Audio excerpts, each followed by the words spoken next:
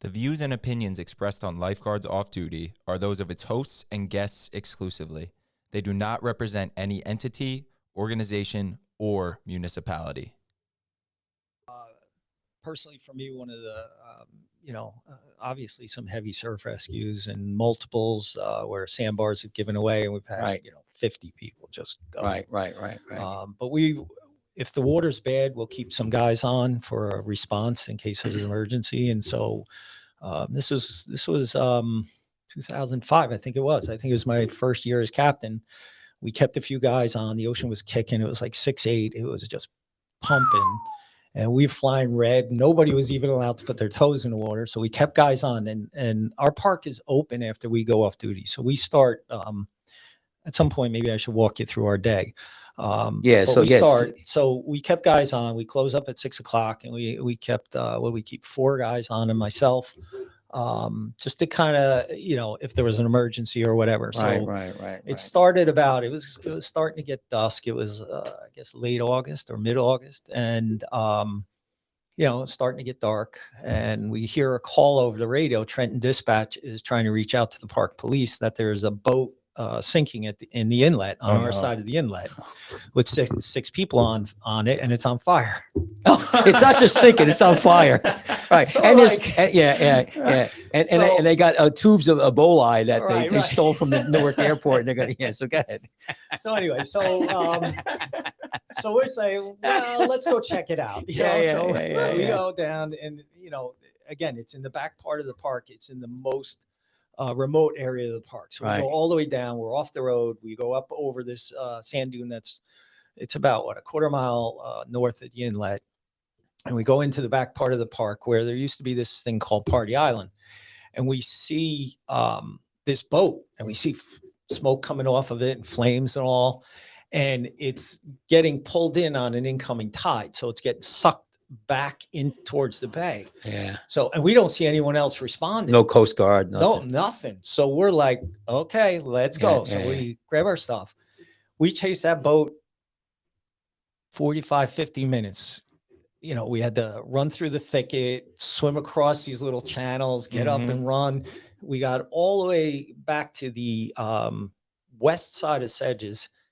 You can't get any further west, and we just jump in the water and start swimming out to this boat. And we were probably about 50 yards away from the boat. And who do you think pulls up? Coast Guard. Finally. Marine police. Yeah. They plucked the guys off the boat. And I would have been like, screw them, go get me. So, but that's only, that's the prep of the story. Oh my gosh. So we swim in, we're laughing and joking. Oh, we wish we got out to the boat. And so we have to now come back. And by this time it's dark. We left the lights on the truck so we could find our way back. So we're about, I guess, 2/3 of the way back, and I see another truck come up over the dunes, park police. It was his first night on duty. He'd never been in the park before or whatever. And he thinks he's helping us out by turning off the lights in the truck. So, so you couldn't find. So we couldn't find the truck. So it took us, I don't know, another quite some time. Right. And the mosquitoes are bad back there. Listen, you guys, the mosquitoes are so bad back there. So we get back to the truck, and we're laughing about it, joking. We go off the 23 chute, which is right by the end of the road. And as we're going off, we see a Durango in the middle of the chute, buried to the axles, and this woman standing outside of it. So, trying to shorten the story, one of the guys gets out of the truck and starts talking to her. She speaks broken English. He gets out of her that she was going on the beach to pick up her boyfriend, who went kayaking. So we thought that he went over the 815 path with his kayak, and he was too lazy to carry it back over. So as we start driving that way, she's screaming, no. He gets out of her that he went in on the bay side, which is our kayak area, and decides he's going to go out through the inlet and come in on the ocean.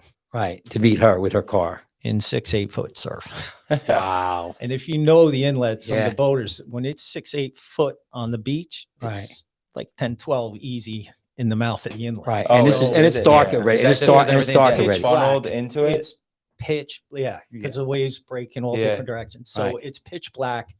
We go flying down to the inlet, and we start asking all the fishermen. And we come across this one guy who's sitting in a lawn chair with a big can of Foster's, and he's just sitting there. We go, you see this guy? He's like, yeah. He goes, we yelled to him, "Don't go out. We were trying to get him." And he yelled back, "Fuck you." And he just kept on going. So he goes, "What do you think I did?" I went back to my truck. I got my beer. He said, "Because I knew it was going to get good." Yeah, just had to sit there, watch. Just sit back and watch the show. Right. So we, two of us ran as far out, and it's precarious. It's when I say run, it took us a long time to get as far as you can out on the rocks. And then it drops out, drops below the surface and comes up by the light stanchion. Right. There's it's a submerged jetty, submerged jetty. And there was a pole that was, I guess one of the storms had lodged into the jetty, and we were holding on to that because the waves are crashing and so on. So the guy I was with saw the kayak floating, I guess about halfway across the inlet, in the shadow of the lights. So I jump off the rocks, I start swimming out, and then I realize this isn't the best decision because there are boats coming in. Right. And they can't see you. So I'm like, so anyway, I get the guy, he's unconscious. He was floating in the water. What saved this guy's life? Yeah, It had nothing to do with me. Right.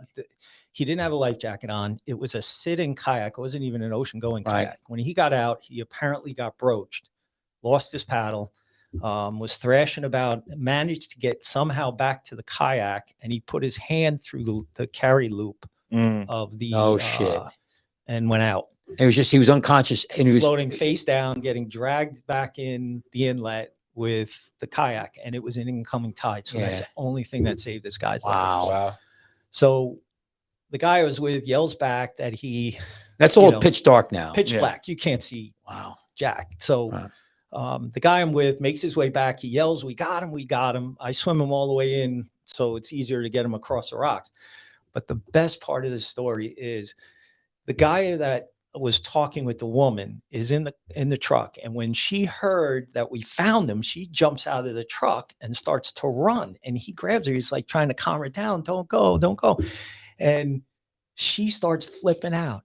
"He dead, he dead. I see the movie when they say that he's dead."